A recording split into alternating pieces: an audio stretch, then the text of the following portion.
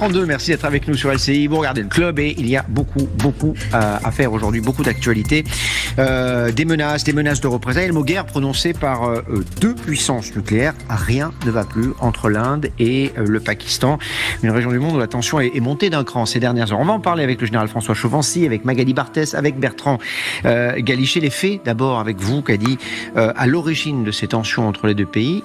Un attentat et une région. Absolument. Le déclencheur de ce conflit, c'était une attaque terroriste, en fait, qui est survenue mardi à Pahalgam, dans le Cachemire sous administration indienne.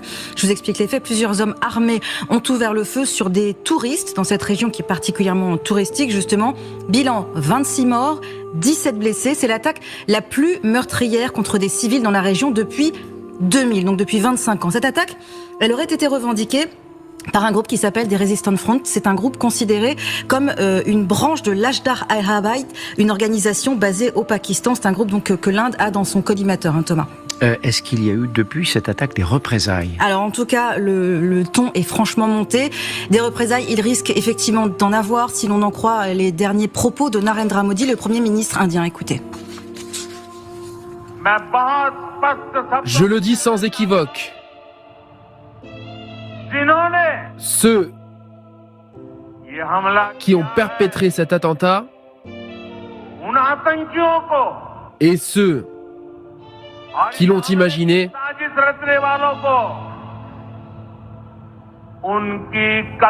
devront payer au-delà de ce qu'ils peuvent imaginer. Voilà, donc les mots sont forts, effectivement, et le ton est du même niveau, si on se tourne vers le Pakistan. Écoutez la réponse du ministre pakistanais de la Défense qui lui aussi promet des représailles sévères. L'Inde mène contre nous une guerre de basse intensité, et si elle passe à la vitesse supérieure, nous sommes prêts. Pour protéger notre territoire, nous ne subirons aucune pression internationale. Voilà, en fait, l'Inde accuse le Pakistan de soutenir le terrorisme international, le terrorisme transfrontalier.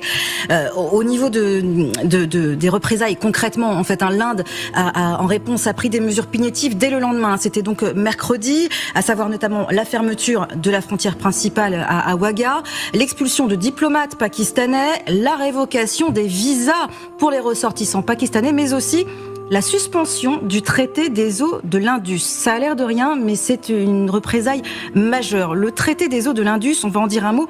En fait, il a été signé en 1960 entre l'Inde et le Pakistan, et en fait, il répartit l'utilisation du bassin de l'Indus qui a